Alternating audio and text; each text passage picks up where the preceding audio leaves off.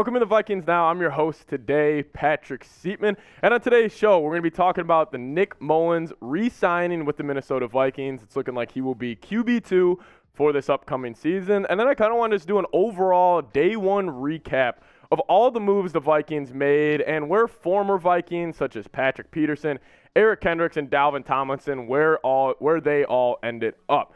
Now, I do want to start with this because I've seen a lot of Vikings fans on Twitter questioning Kwesi Adofo-Mensah. You know, he had a couple questionable moves. The Josh Oliver signing, we'll dive into that. Then, obviously, the Marcus Davenport signing. But if you trust Kwesi Adofo-Mensah, just give me a SKOL in the comments. I want to get the good energy going because a lot of Vikings fans are maybe raising an eyebrow at a couple of the moves Kwesi has made so far. But I support him, and I want to see the support in the comment section. Spam SKOL down below. So Field Yates broke the story earlier this morning by saying the Vikings are expected to re-sign quarterback Nick Mullens, who backed up Kirk Cousins last season. Overall, I think this is a pretty solid move. I mean, Nick Mullens, he's a serviceable backup in the NFL. And Kirk Cousins, I mean, the biggest positive of Kirk is he just doesn't miss games. I mean, honestly, with Kirk Cousins as your QB1 on any team, you're looking at your QB2, the only way he is going to play a game is honestly if it's week 18 and the Vikings have it all clinched up. So overall, Nick Mullens, he's a very serviceable backup. I think if Kirk Cousins have to, knock on wood, miss a game during the season, I think Nick Mullens can get in there and he can win you a game. One sad tidbit about this, and a tear might come to my eye. Mike White, he signed with the Miami Dolphins to be their backup quarterback yesterday. And I had the idea, and a lot of other Vikings fans had the idea, because Teddy Bridgewater is going to become a free agent. Could we have brought Teddy Bridgewater back to Minnesota? That's looking like a for sure no. Now, you're not going to bring in another quarterback to be QB3. I was really hoping it would happen. I mean, Teddy Bridgewater back in Minnesota, that would be absolutely electric. To see the kid, see number 5, come back home, come back to Minnesota, and I think he would honestly be a very solid backup option. We saw it in New Orleans that one year when Drew Brees went down. Teddy Bridgewater filled in and went 5-0. We've seen it even with Denver. Anytime a starting quarterback steps down or goes down, Teddy Bridgewater, he's a good backup. Just sucks he won't be coming back to Minnesota. I want to ask you guys, this will be a pinned comment on today's show. Do you like Nick Mullens as quarterback too? Are you okay with Nick Mullens being the potential backup quarterback and him being the one that's coming in if Kirk Cousins were to go down? This would be the pinned comment on today's show. So if you get hit with a YouTube ad break, let it play. Just go down there and give me a Y for yes, N for no if you like Nick Mullens as the Vikings QB2. Now, biggest move from day one, in my opinion, was signing Marcus Davenport. And this move really fired me up. I was coming home from the Chat Sports offices yesterday thinking the Vikings were done. And as soon as I walk in my door, I get that notification on my phone. The Vikings are signing Marcus Davenport to a 1-year, $13 million deal. His career numbers since 2018 when he was the first round 1 pick at 14th overall, he has 141 tackles, 21.5 sacks, 7 forced fumbles, and 1 fumble recovery.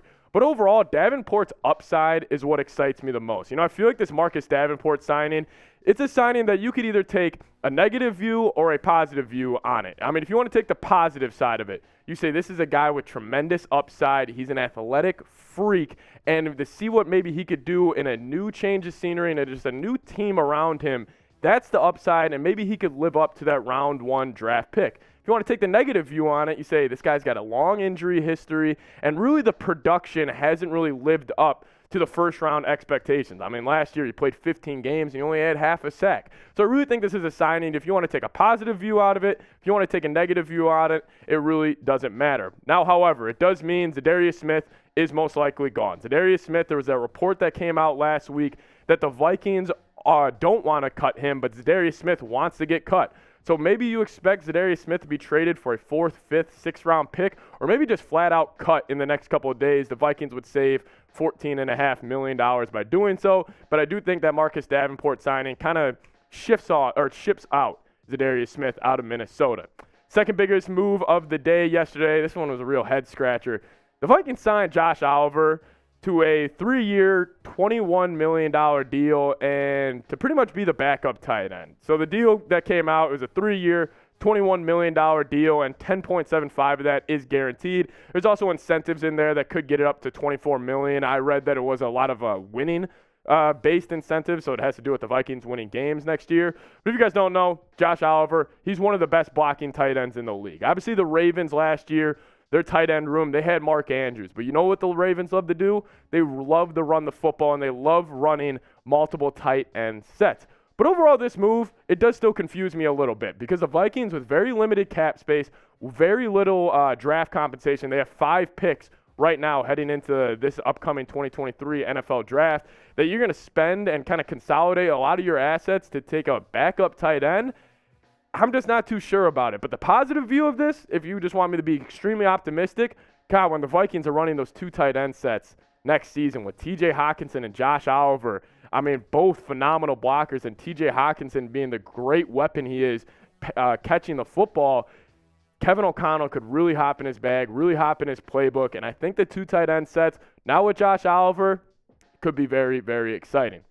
Now, a biggest shocking move from yesterday, restructuring Jordan Hicks. I mean, when this one broke early on in the day, I was completely shocked. You know, I thought out of all the veterans the Vikings were going to move on from, I thought Jordan Hicks was honestly the most likely. I mean, the Vikings would have saved $5 million on the cap by just flat out letting him go, but they restructured his contract, and really, I think this was just maybe Kwesi Adofo-Mensah was just looking at this linebacker room and just being like, if we don't bring back Jordan Hicks, we have 3 linebackers on our roster, and we only have 5 draft picks, and maybe there was no linebackers in free agency that really excited them too much.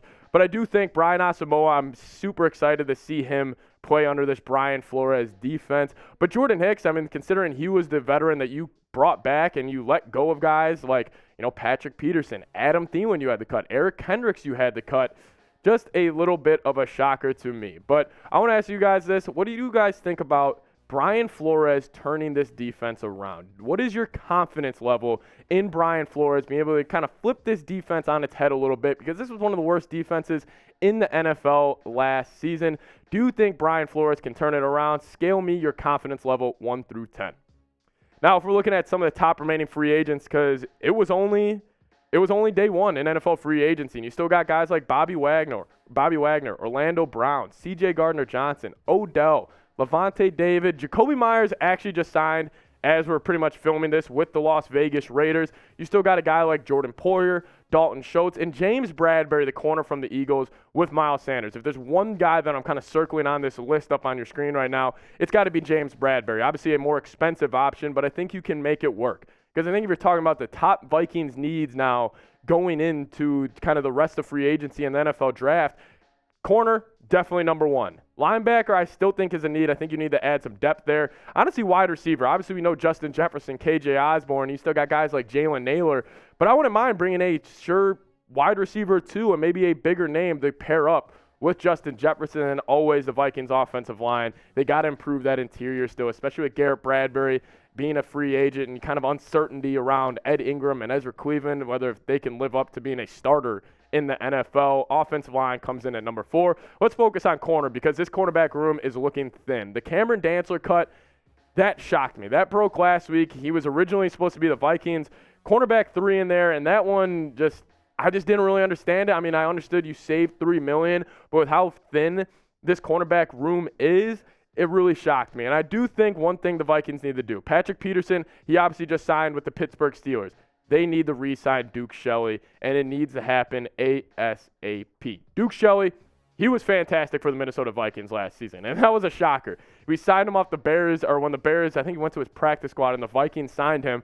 I was kind of just thinking, you know what? I mean, it's Duke Shelley. How much of an impact could he really have? Turns out he was the Vikings' best corner for most of the year, and he was great in man coverage all year. I want Duke Shelley back on this team ASAP. And if you want Duke Shelley back too, just give me a 20 in the comments. Show Duke Shelley some support because he is a hell of a football player. And honestly, I think we're just going to need to bring him back because the cornerback room, yes, you're going to probably draft one in round 1. But besides that, Caleb Evans, Andrew Booth Jr., come on. We need to bring Duke Shelley back. Give me a 20 in the comments section. Now, if we're talking about Vikings signing elsewhere, like I just mentioned, Patrick Peterson to the Pittsburgh Steelers. It was a 2-year, $14 million deal. Eric Kendricks, happy for him. He actually returned home. He went back to his hometown of Los Angeles, where he played college ball at UCLA, and he actually signed with the Chargers. Then Dalvin Tomlinson went to PD's Cleveland Browns. It's a big pickup for them. Excited to see what he's going to do with guys like Myles Garrett around him and just having really elite players around him on that defensive line. But this defense is going to look completely different last year. I think we're talking about starters. I think we're probably going to see about 5 to 6 different starters on this defense. And hey, probably what it needed to be. This was one of the worst defenses in the league last season. As always, thank you guys so much for watching. See you guys next time. Skol Vikes.